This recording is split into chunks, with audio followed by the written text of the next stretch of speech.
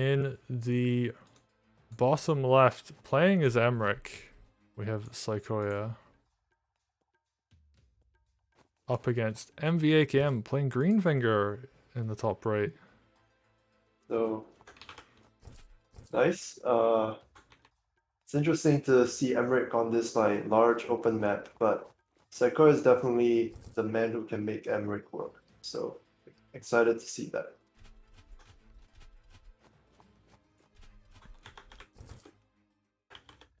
Yeah, and I do think Greenfinger has some stuff you can do on this map. Like, there's obviously plays like you're able to put a lot of pressure on your opponent's stronghold, and Greenfinger can do things like put vines up aggressively, like set up Yeah. lethals and stuff like that. So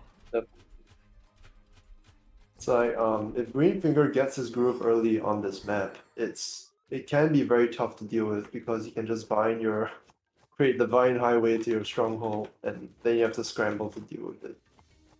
So definitely can't be caught off guard if you're against that.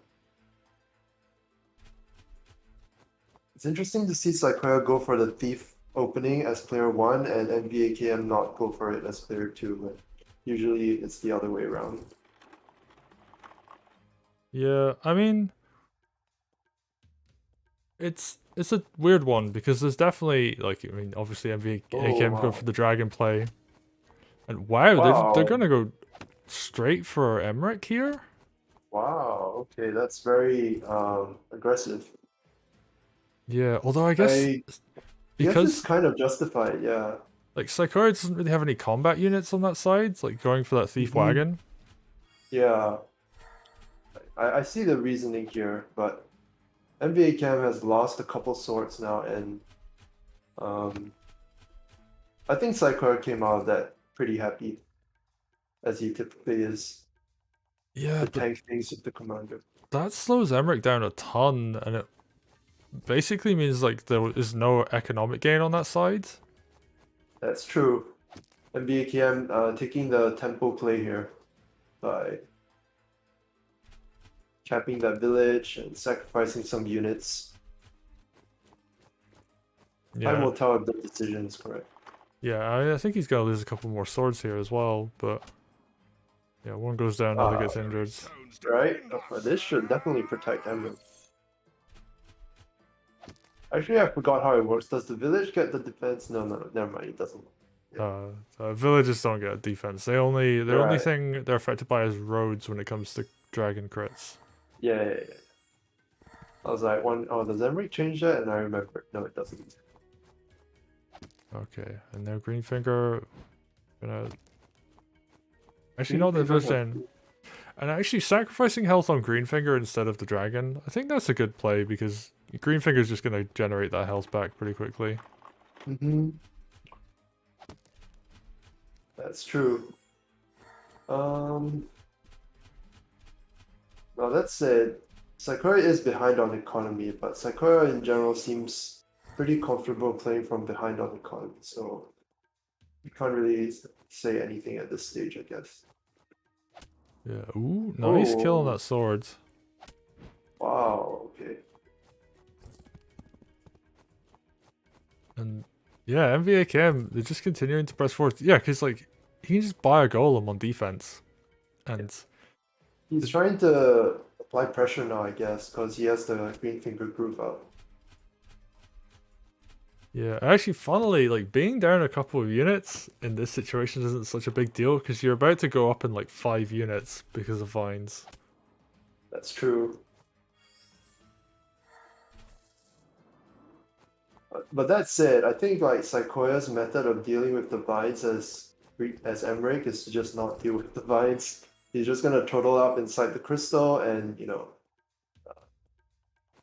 take his gains there. Oh, not using the groove yet. That's interesting. Oh, he might be waiting. Slightly ahead of me actually, but oh, only like a tiny bit. Yeah, like an MVAKM. I mean, here's the thing: like he can just constantly buy units, like really expensive units if he wants to, and that might be the play.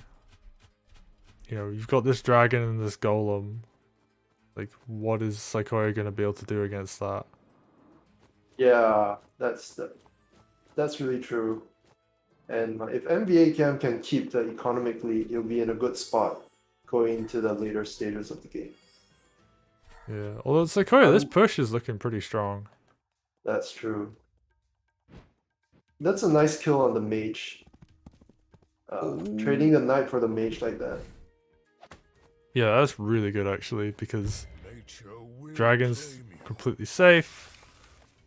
That said, it might get surrounded. Because MVAKM doesn't have anti-air and Saikoya has couple balloons nearby. Yeah. Ooh, nice kill on that crystal. Just picks that off. Oh no, it's getting surrounded. Oh yeah. Oof. Knight goes down. Balloons are gonna surround. There is a mage though that can pick off that balloon. Oh, that's true. So I guess the dragon's fine this turn then. Yeah. Yeah, dragon can just like escape pretty easily. There isn't really a good way to hit the mage though in the back line, so yeah, MVAKM. Looks like a very nice push for Greenfinger overall. Taking more control of the center and just applying pressure while being safe thanks to vines. Okay, I'm not sure I agree with that dragon play there. Oh, well. Let's see.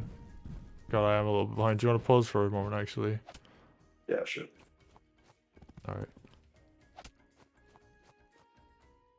Right, now I'm going into Emeric's turn.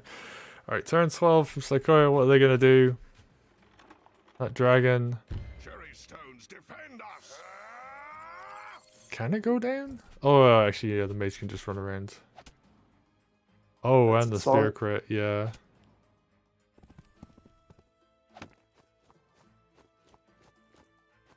And even things like, you know, the harassment over on this left side. Although, Saikoya is just like, I'm just not going to send infantry up there to capture.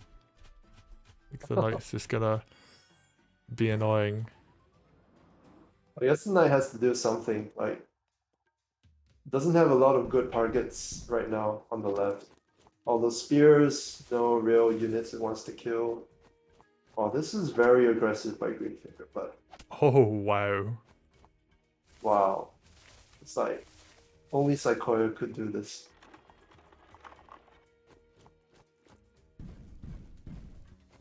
And I guess MVAKM's plan is just dive on the strongholds. Or take some trades. Yeah, I mean, I guess even if he doesn't go directly for the stronghold, it puts pressure to defend, so... Yeah. Now the question is whether there's actually lethal here. I think there could have been, but Saikoya chooses not to go for it, or maybe there wasn't. Which I think is, you know, that's alright. Because Saikoya is doing well overall in the army versus army fight. But Yeah, it's like, MVAKM, sorry, go ahead. I was just gonna say, MVAKM's unit count is really being, like, held up by those vines right now. Yeah, and he does have, you know, 2 golems, which is nice, but not a lot of stuff to support the 2 golems. And Sakura's 1 dragon is gonna do a lot to make those golems more hesitant to just dive in. Oh wow, that spear just ran up, hit the archer, and barely did damage to Yeah. it. It's a non-crit, and the archer is like on a mountain effectively. So Yeah. that's rough. Like, positionally it was a cool play, and then it's like, oh well, the archer's still invincible, so... Yeah. It's like Sakura is doing what they do best. They're just turtling up with spear balloon as Emeric, and it's working. So that's gotta be nice. Yeah. MVAKM, I mean, they're still doing okay. Like, they've still got, you know, 2 golems out. They've got mages supporting them, so... Dragon... They do have, yeah, they do have 2 golems and second groove up, so that counts for something. Yeah, having like potentially 7 vines up is going to be pretty scary. And yeah, the golem's wisely just going to... Actually, I thought the mage would go for the village, but I guess it makes sense that the mage will not do that just yet. And wow, MVAKM doesn't use Groove just yet. It's kind of hard to do that when like all your vines are just gonna get hit by spear crits. So Wow, the sword just like walks up. It's gonna give Emeric Groove for free, although I guess, you know, the village was right there as well, so. Either way works. yeah. The guy is doing a great job staying safe with the commander, like not allowing themselves to get surrounded by Greenfinger Groove. And a big part of that is just keeping like 1 or 2 units next to Greenfinger, next to Emeric, so that he's always connected. There's always an escape path.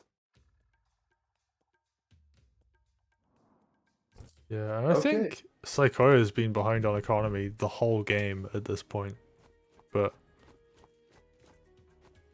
Yeah, but they've it's just, taken good trades. yeah, just like constantly taking good trades. It's really sense. impressive to see. Alright, what are we gonna see? We're gonna see... Oh, just very defensive vines. I would have thought like possibly vines to be to surround that knight. But no, it just wants to be very, very defensive.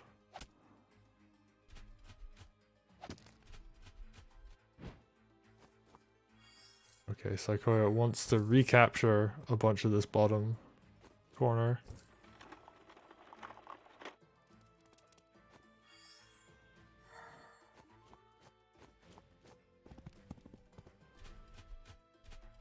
I'm really curious. I don't know if the golem can even live here. Like, maybe it has to just run to the forest.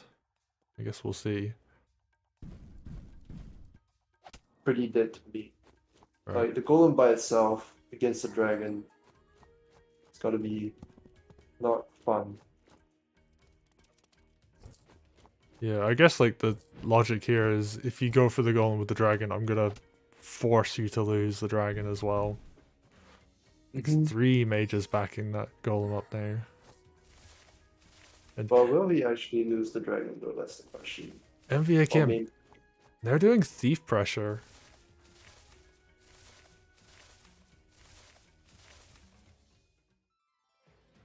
Like this late into the game, like finally gets a thief out and is using it to do pressure.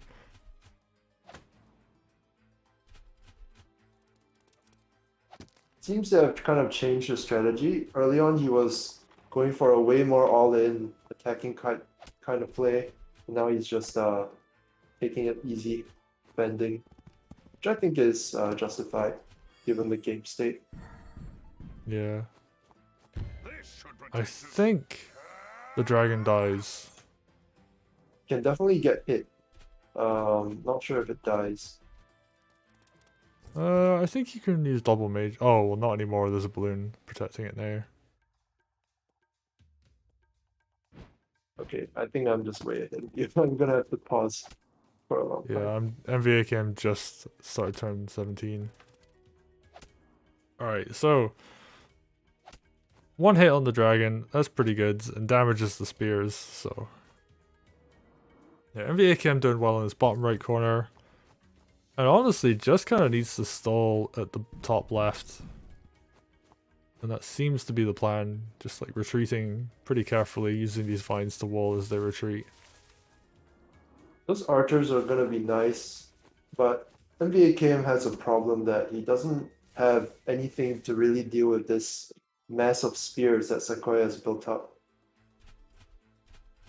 I mean, I guess the solution is you just ignore them. Because the spears can only be threatening on one front at a time.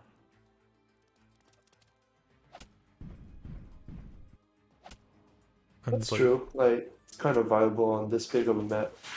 Yeah, and like, Saikoya has to spend so long getting through these vines that like MVAKM's army at the bottom right can just kind of kill everything down there. That's it. It kind of looks like MVAKM's army is the one getting killed. Oh, not killing that knight from Saikoya must have felt real bad. He's like, that has the option to just run back and heal there. Alright, what are we gonna see? Dragon goes down to the weak mage. Oof. And yeah, at this point, MVAKM can just kind of pull back the expensive units, get them healed up. And there's only a couple of spears left in that bottom right corner now. Be more spears. I think this is probably the most spears I've seen from one player in a game in Groove of War so far. I guess it's optimal when you play Emeric, because like how do you deal with that? Just Emeric spamming spears and balloons. I mean, yeah, you're right. Like it's really difficult. And I think, oh, is Saikoya actually gonna go for the stronghold now? Well, it's not impossible.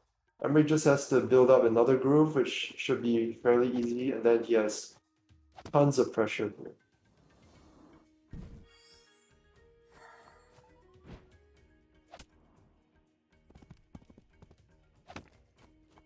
Okay, and MVAKM, they're just continuing to remember to do economic harassment, even though like there's 17 minutes left on the clock or 19 minutes. It's really easy just to forget to, you know, knock villages down and to go for army instead. But in this case, like, MVAKM, they're keeping on top of it. Saikoya is actually pushing out and doing quite a lot of damage on the economy front.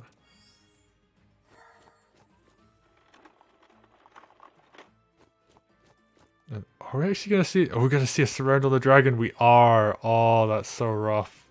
That's rough. Yeah, that's the problem with sending your big units out there alone. So that can happen. The dragon can get out though, it's just the knight has to get sacrificed to keep it alive. That's true, but where can you really escape to? You can escape further into Saikoya's territory and... Oh, that... Okay, well, that's still gonna get killed, probably. I think it lives. It'll just... Oh, actually no, Emeric Crystal. Never mind. Nature's cry. Right, or Saikoya just, you know, doesn't use the crystal and just traps it for another turn. Yeah. Ooh, I like this play against the thief. It's not gonna... Oh wow, no Emeric Crystal. Saikoya's just gonna go for like some damage. I mean, it makes sense because I think the dragon can, yeah, continue to just be trapped.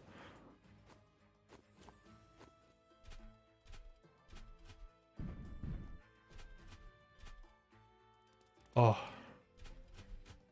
I don't know how this is gonna go. Like, it's kind of looking in Saikoya's favor now, but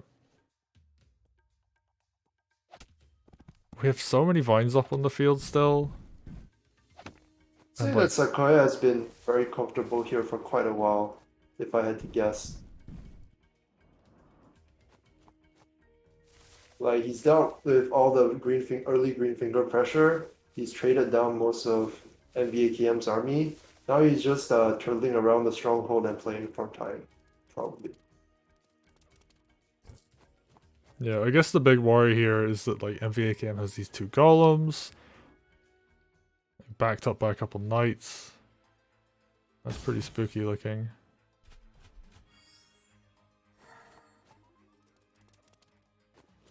And Saikoya, they're gonna balloon Emeric somewhere?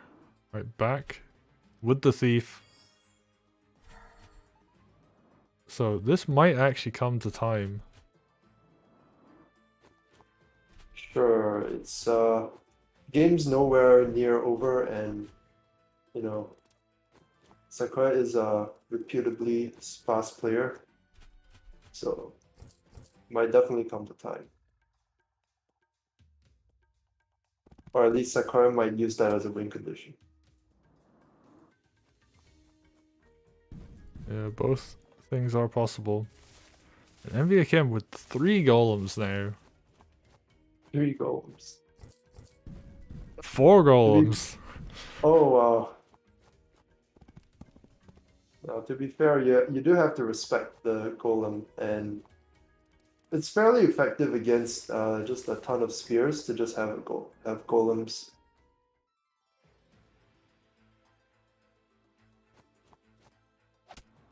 And Saikoya, I mean, I guess you kind of just have to be aggressive at this point.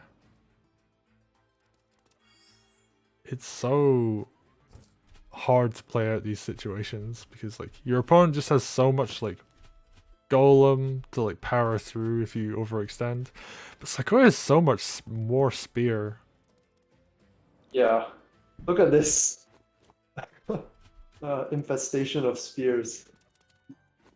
Yeah, it's just like an absolute phalanx of them. Like it's ridiculous. Like it's really difficult to attack into that, but I mean MVAKM's gonna try. Oh, well, he has to.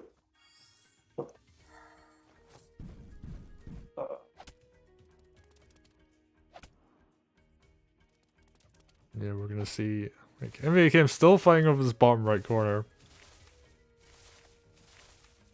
And I mean, yeah, you kind of have to. Like, you don't want to let your opponent get like enough economy, because if you can do enough damage, you can prevent stuff like triple mage heal and things like that. Also, the sudden death win con is economy, so that's probably a big part of it. Yeah, if it does come down to time, like that might be a factor.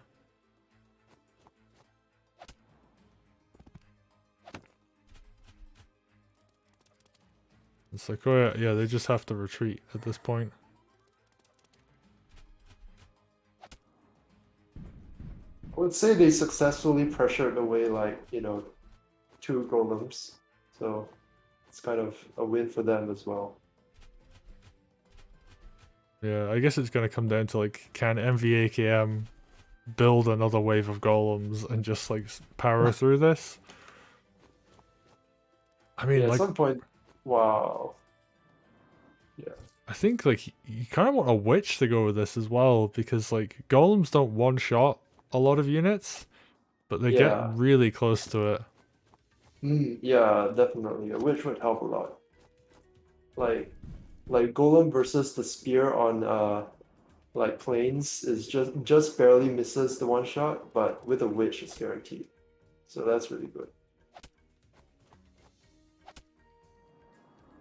Whoa, spear crit against the commander on river really hits hard. I didn't realize it was that like devastating. I feel like that was a bait by Saikoya. He's just trying to trade off these spears, and then like it'll literally only be golems left. Which Saikoya is happy to deal with, or at least yeah. But I mean, that's a lot of golem. It is a lot of gold. It's like wow. Okay, uses the crystal now. Preparing for the fight against 2 golems, I guess. Yeah, well, yeah, because yeah, if your golems are on mountains and forest effectively, like that helps a ton. And honestly, this is where like a witch would be really helpful. Yep. Like able to kind of like whittle down that defense bonus a bit, get some more damage, like open up options for like golems one-shotting spears.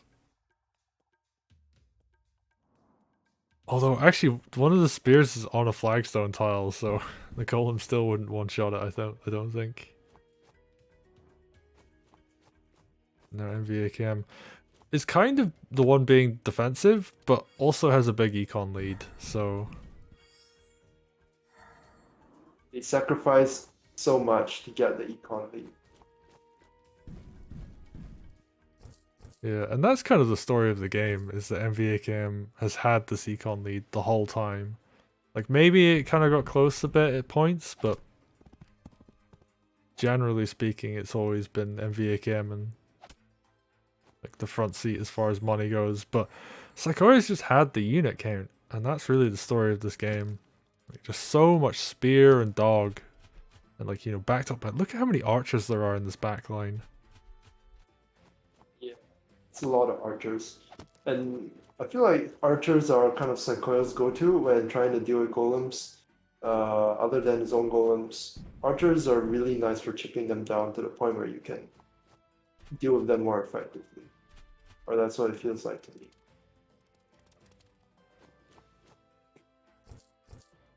Saikoya's just kind of doing this last push. Wants to get like evened out on economy, but I don't know if that's going to work out for them. Especially, yeah, MVAKM's just doing this counter push. Like this wall of golems with a commander behind it. Well, that's definitely very scary. Like a wall of golems and a dragon bearing down on your stronghold. But that does mean they're kind of not bearing down on your own stronghold. Or on their own stronghold, so or they're not defending. Yeah. But I mean, I don't know, like there's very little in the game that can stand up to like 4 golems and a dragon. Yeah, I was like, wow.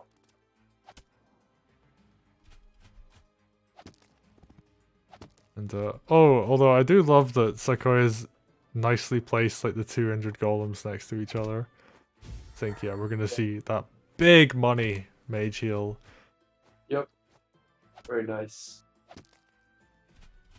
And those archers are gonna start putting in work against the golems. Yeah, although I think MVAKM can just get a huge turn of damaging stuff. It does kind of look that way, to be sure. Oh, I'm so curious how this is gonna play out. Like we're on turn 27. There's like 3 minutes left on the clock. MVAKM, are they gonna go for the stronghold? They We are. are gonna go for the strong. Okay. All right, big mage heal. We're gonna see sides sort of get cleared, but not entirely. And yeah, they've just created this like block. Setting up the night crit. Oh wow, that is a hell of a night crit setup. Like, you have to break how many golems? I mean, there's a lot of archers here, so the chip damage is gonna be huge. Oh. Alright, Saikoya has to like bear in mind to not leave any injured units around because those could suicide into the stronghold. Oh yeah, I mean like a weak golem suiciding, that's gonna be huge. Oh, the mage crit! And this is looking really bad for MVAKM actually. Yeah, now Saikoya gets a balloon block on the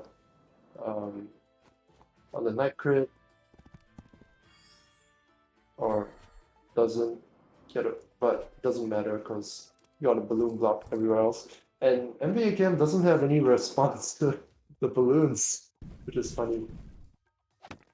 Yeah, I guess. I mean, the counter attack on the army can come. Oh, the golem hit onto the strongholds. The knight's gonna sit back and heal. Like, not having the mage here is so terrible because Saikoya can't heal his 3 golems that are standing in a line. Oh, the timer's getting so low. Alright, Saikoya, are you gonna just sacrifice units to try and kill golems? Oh, the golem crit kills the other golem. Golem on golem violence. Yeah, I mean, when you're at 39%, that's like, what, 96 effective health? I like the decision here not to go for the hit by the golem. Sakura's just gonna play it super safe and defensive, and VAKM doesn't have a way to deal with that. Like, you can't clear this 9 HP golem now. Sakuya's stronghold is very safe. Oh, I love this play from Saikoya, just the counter hit on the opponent's strongholds. Because you're forced to defend there. And MVAKM has to use units to defend on that. Yeah, like, the swords actually have to hit this knight, otherwise the stronghold would go down. MVAKM really going for the sudden death win con now. Yeah, I mean, the time's that low, and oh, yeah, they're just capturing everything they can. even making sure to pick off units that can capture buildings as well.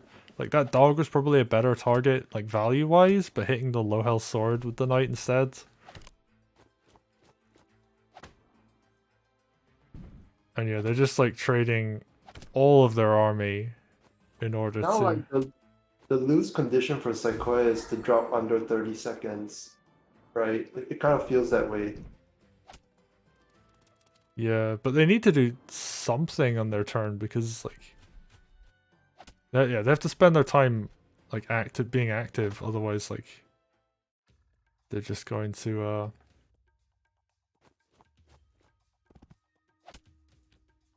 And I think the clock said 30, so I think we're in sudden death right now. And MVAKM just ends the turn.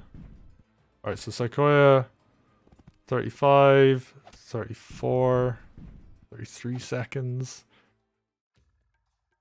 Yeah, and the display in the top right was saying 30, I believe, so. They're doing their best not to drop below 30. Wait, so in the end, did they drop below 30? So, I'm gonna give a bit of backstory. I had actually like forgotten about this until like we started getting to sudden death. I actually had to make an admin call on this game because of how low the timer got. And I ruled in favor of MVAKM because the timer, the way it worked out was because the timer only displays when the person takes their last move and not like when they actually hit end turn. According to Saikoya and MVAKM, it was 31 seconds on the clock when Saikoya moved their last unit, and they didn't see if it went below 30 or not. So I ruled in favor of it going to MVAKM because, you know, when there's that little time on the clock, you have to then wait for your unit to finish its animation and then press end turn. Sudden death really came into action. Yeah, and this is, I think, the first time I've ever actually seen it like actively happen, at least in a long time. I don't remember the last time we saw a sudden death play out. And for anybody unfamiliar, sudden death is if both players go under 30 seconds on the clock, then it's the econ value, or is it like, I think it's income, of each player's final turn. So, Saikoya was the one who hit end turn here, I believe, or was it MVAK? No, MVAKM. So it would have been the econ at the start of MVAKM's last turn against the econ of Saikoya on their last turn. At the start of their last turn, sorry. So both players get a bit of a fair shot because you could literally just like hit loads of villages and hit end turn, and then that would give you like a huge advantage. So we count it on each player's income. And I actually think I can display the income here. Started saying it happened last Group of War? Okay. But it's so rare that it happens, and oh my god, I'm gonna hit refresh on these charts and we're gonna see 31 turns. That's how long this game was. It was such a grind fest. Yeah. And And yeah, like so you can sometimes see- games are this close, right? Like both players struggle to finish it. And it's a little bit of a shame that we have to run like chess timers because I think this is an example of a game that could have gone super long but been really interesting. But yeah, if you look at I've got the econ graph up on stream right now, and yeah, MVAKM was ahead pretty much the entire game, and especially on like the last 3 turns, they were ahead on all 3. So look at that massive drop off in unit value from losing all their golems. oh wow. And that's the funny thing as well, like you look at like the combat unit count against the army value, and it really does tell the story of like MVAKM was pretty much behind on units all game, but they had that value. Like they were either equal or ahead pretty much the whole time. And then like yeah, that one fight at the end where they just go for that last push.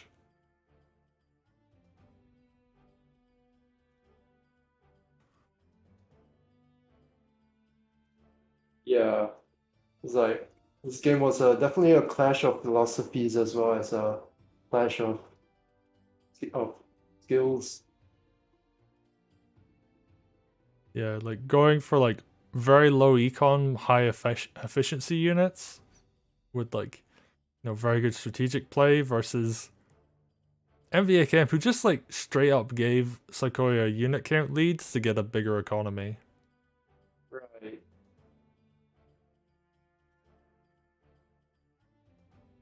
But And yeah, that pretty much sums it up.